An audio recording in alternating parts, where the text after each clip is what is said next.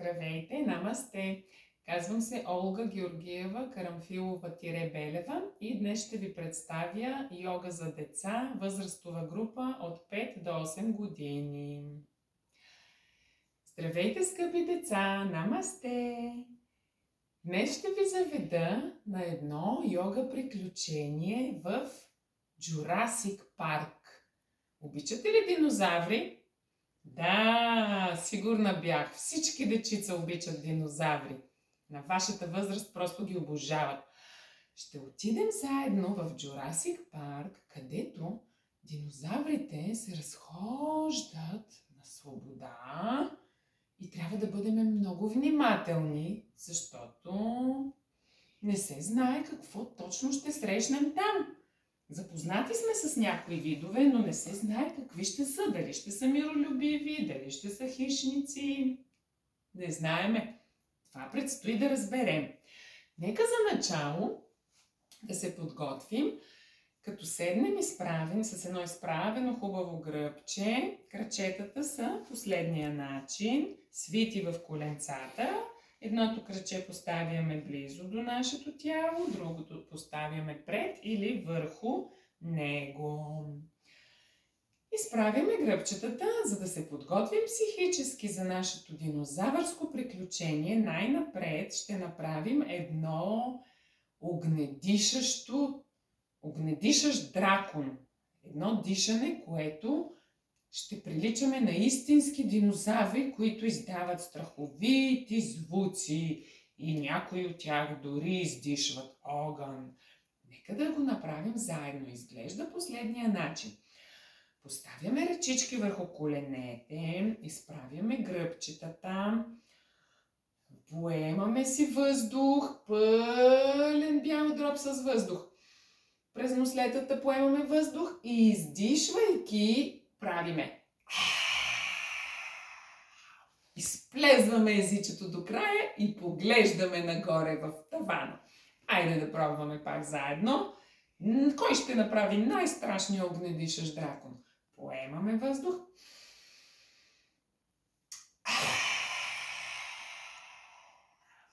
И още веднъж да направим най-страховития огнедишащ дракон. Поемаме си дълбоко въздух през нослетата.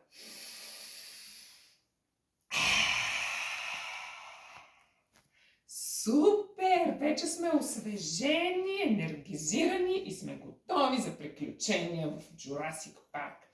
Преди да тръгнем на път обаче към парка с динозаврите, какво ни е необходимо? На всеки един изследовател му е необходимо раница с всичките най-важни пособия и инструменти за изпът.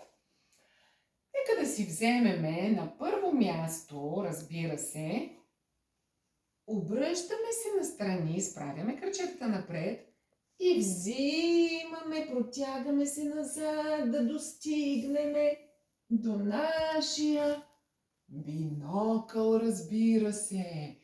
Проверяваме си бинокъла, добре ли се вижда през него. Всичко се вижда прекрасно. Прибираме си го в нашата раничка. Взимаме, освен бинокъл, какво друго ни е необходимо? Разбира се, сандвичи, храна за изпът.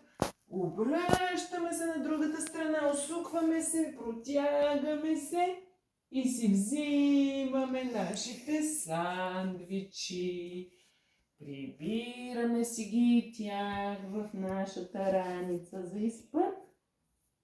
Уверяваме се, че са хубаво опаковани и няма да изпаднат от нашата раница и да се разпилеят. Отново протягаме ръчички. От най-високия рафт в долапа взимаме. Какво сме прибрали там? Картата. За пътешествениците винаги трябва да имаме карта на местността, за да не се загубим, да не се заблудим. Изваждаме картата и я прибираме в нашата раничка. Когато всичко ни е добре опаковано, Вече сме готови за път. Качваме се на нашия Jurassic джип. Отваряме крачетата горе-долу на ширината на постелките. Хващаме кормилото и поемаме на път. Даваме газ. Врум, врум, врум. Брум, брум, брум, брум. Караме нагоре по хълма. Навеждаме се напред, защото трудно се изкачват тези хълмове. Доста е стръмен. Стигаме най-отгоре до върха на хълма. Брум, брум, брум. И се спускаме надолу по хълма. Писта! Jurassic, пристигаме! Дръж се! И сега остър завой надясно. Хубаво се изпъваме надясно. Да не пропуснем завоя. И остър завой наляво. Огъваме се наляво. Кой докъдето може да стигне? Може дори да допрете земя с лакътчета. Не се знае. Пробваме. Достатъчно. Пристигаме на мястото на приключението. И какво да видим пред себе си? Една голяма порта. Портата на Jurassic Park. Заставаме на колене. Изпъваме дясното краче на дясната страна. Вдигаме лявата ръка и скръц отваряме тежките врати на портата. Още малко избутваме, че тежки врати. Отворихме едната порта. Нека да отворим сега и другата порта, за да може да влезе джипа вътре. Да се промуши. Сменяме крачетата. Лявото краче изпънато, дясното сгънато в коляното. Дигаме дясната ръка, лявата се плъзга по крачето. Скръц. Отваряме и другата порта. Ох, че са тежки. Лекичко се навеждаме. И се връщаме, влизаме през портите. И що да видим? Колко е красиво навсякъде! Каква прекрасна зеленина виждаме! Чувате ли тези странни звуци? Нека да разтрием ушичките хубаво да ги отпушим тези ушички. Подръпваме ги малко назад, подръпваме ги малко надолу и ги подръпваме нагоре. Хубаво ги размачкваме нашите ушички. Може сега да направим кръгчета. Хоп! И дърпаме рязко. Запушваме ушенцата и рязко издърпваме. Отпушихте ли си ушите? Я сега да чуеме малко по-внимателно. Чувате ли този тропот? Малко е страховит. Аз лично леко се напрегнах, но ще запазим самообладание. Знаем, че трябва винаги да оставаме спокойни в напрегнати ситуации, за да не привличаме вниманието върху себе си. Я да се заслушаме сега какво чуваме. Слагаме ушенца на земята. Бум, бум, бум, бум, бум, бум, бум, бум. Тежки динозавърски крака се задават от далечината. Цяло стадо големи динозаври наречени. Как се наричат? Велоцираптори! Стадо хищни велоцираптори. Знаете ли какво е това? Това са едни хищници, които ловуват на стада и са доста интелигентни, доста опасни. С тях не можем да се борим. Единственото, което можем да направим е да се скрием. Свиваме се на мъничко мишленце. Сгъваме се хубаво в максимално свита поза. Поставяме челце върху земята или върху обърнати ръчички. И притихваме тук за няколко секунди, докато отмине това стадо развилняли се велоцираптори. Слушайте отново, отворете ушенца. Чувате ли стадото? Май си отидоха по пътя да си търсят плячка. Този път се измъкнахме. Нека да продължим по нашия път. Стигаме до едно мостче. Нека заедно да направим мостчетата. Заставаме по този начин, ръчичките зад нас, стъпалцата пред нас, обърнати напред. Вдишваме и правиме мостчета. Издигаме нагоре хубаво нашите дупета и заставаме в хоризонтална линия, точно като едно здраво, стабилно мостче през реката. Преминаваме от другата страна на мостчето и там що да видим? Въжена линия. Нека заедно да направим въжената линия и да се спуснем по нея, за да видим какво ни очаква от другата й страна. Заставаме с краченца, разтворени, аз ще застана така, за да ме виждате, на ширината на нашите тазови кости. По този начин успоредни едно до друго краченцата в една посока. Ръцете се хващат за въжената линия и сядаме назад и се спускаме по въженцето.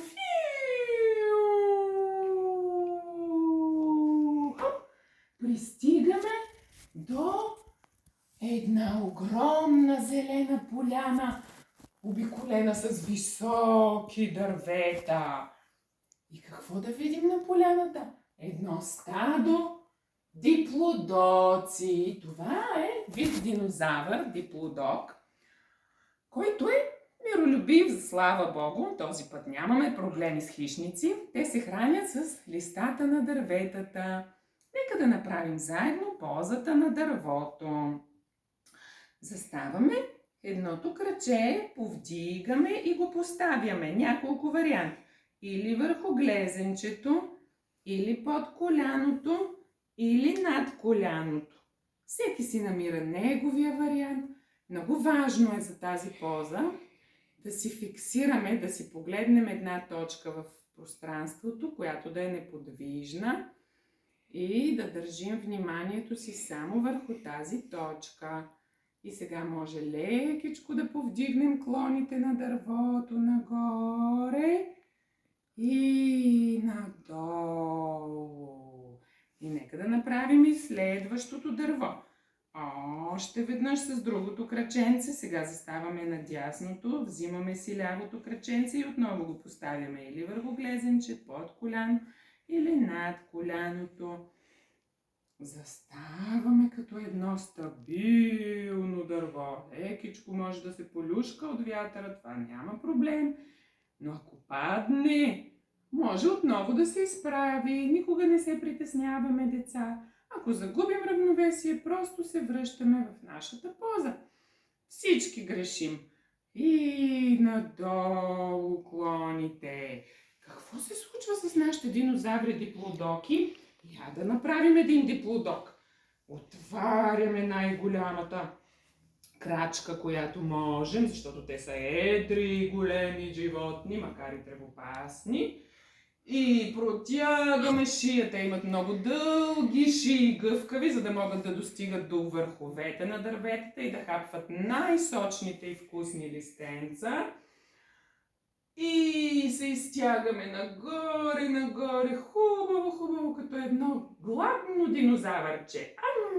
Хапваме си дърветата чак додолу. Сменяме крачетата и отново се връщаме нагоре. Хапваме си листенца от дърветата чак до върха. Хубаво се изтягаме нагоре, за да достигнем най-високите клони на дърветата. Нахранихте ли се добре? Супер! Когато сме готови с хапването, се връщаме отново в основната ни позиция. И сега нека да отидем заедно в така наречения инкубатор или люпилнята на динозаврите. Какво се случва в люпилнята? Някой сеща ли се? Ами, разбира се, Мътят се яйцата на динозаврите. Там са събрани всичките видове яйца, за да могат да се измътят и да се излюпят, когато са готови. Правиме позата на яйцето. Хващаме си краченцата, прегръщаме си ги до себе си, хубаво, като едно яйчице и заедно се търкуваме назад и напред. И отново назад, търкул, напред, търкул. И последен път се търкуваме. Чак дозад може да стигнат краченцата до пода, дори ако се търкулне малко по-силничко. И се връщаме, може да останем и тук, ако ни е приятна позата, да поставим коленца върху челото в истинската поза на яйцето. И когато сме готови, се търкуваме отново напред и оставаме по гръбчета. Лекичко се залюлява яйчицето наляво и надясно. Я да се заслушаме какво има в това яйце. Чук, чук, чук. Чук, чук, яйчице, имаш ли си сърчице? Нещо се чува отвътре. Търкул надясно, търкул наляво. Май това яйчице е готово и всеки момент ще се излюпи. Бръщаме се настрани и от яйчицето се излюпва какво мислите? Едно малко бебенце. Анкилозавърче. Някой знае ли какво е анкилозавър? Това е вид динозавър, който е растителнояден, не е опасен за нас, но за сметка на това е доста тежък, едър и прилича малко на костенурка. Хайде да направим заедно позата на костенурката. Те имат много силни брони, много яка броня, която не позволява да стават плячка на хищниците. Костенурката изглежда по този начин. Отваряме краката максимално, кой колкото може, леко сгънати в коленцата и пъхаме под всяко краченце нашите ръчички. Навеждаме тялото надолу максимално, кой докъдето може. Може някой да стигне и с челце до пода и да се отпуснеме там малко, защото това новоизлюпено бебе анкилозавърче има нужда малко да си почине преди да тръгне по света да пътешества на приключения. И когато бебенцето е готово, изправя леко главичка малкото анкилозавърче и започва да върти опашка. Между другото, анкилозаврите имат доста здрави и силни опашки с едни шипове по тях и лопатки и накрая завършват с нещо като буздоган, едно голямо топче, с което като замахнат и могат да разпратят всичките си врагове, да ги пратят на кино, така да се каже. Нека да размахаме опашките и ние. Ето така, хващаме си отзад ръчичките. Това ще бъдат нашите анкилозавърски опашки. Размахваме ги наляво и надясно, и наляво, и надясно, и назад, и напред. Отпускаме надолу опашките. Кой колкото може да ги отпусне тези опашки. И може сега отново да ги раздвижим ляво-дясно, ляво-дясно.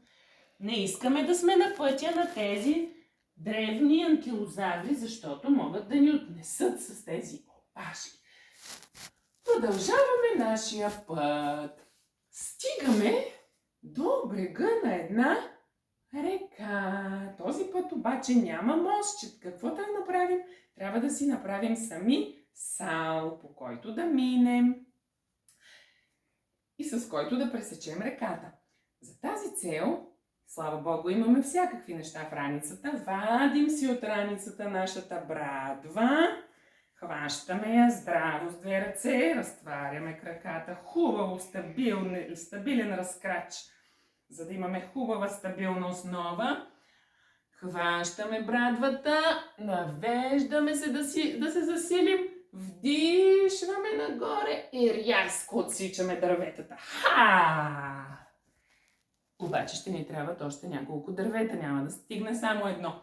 Отново засилваме се хубаво и отсичаме още едно дърво.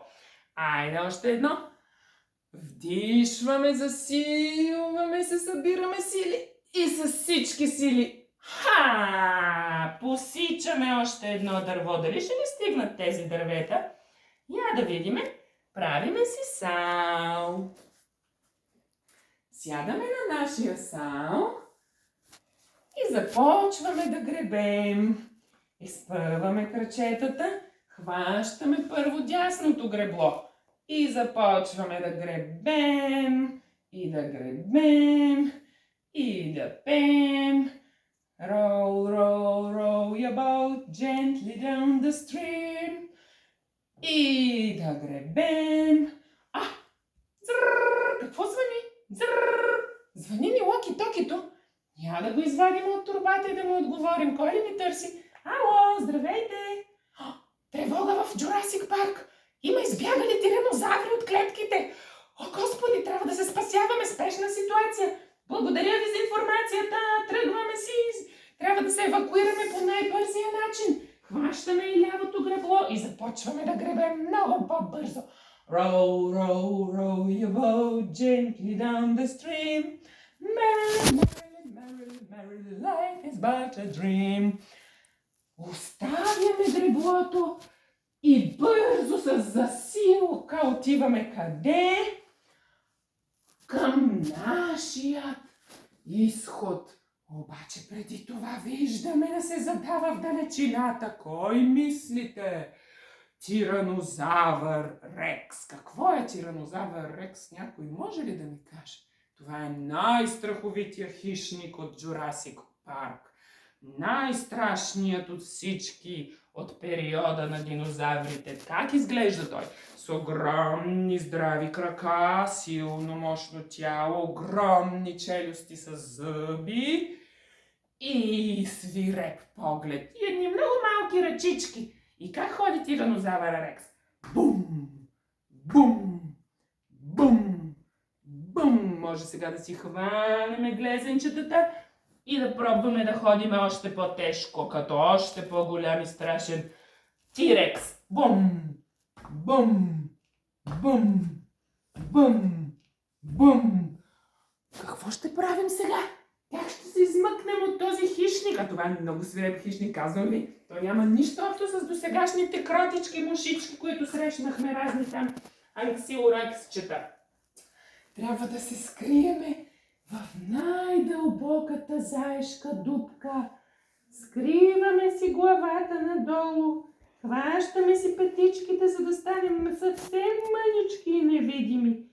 И лекичко се завъртаме напред, приближаваме си коленцата към главичката, хващаме си петичките и си заравяме главата в пясъка като едно щраусче. Или зайче. Зайче, байче. Я да чуем сега какво се случва. Отворете отново ушички. Май си отиде това стадо тиранозаври избягали от клетката. Ах, слава Богу! Спасени сме! Можем вече да си вървим спокойно към нашият изход, където ни чакат бригадата спасители с едно малко безмоторно самолетче, само за нашия екипаж. Качваме се на самолетчето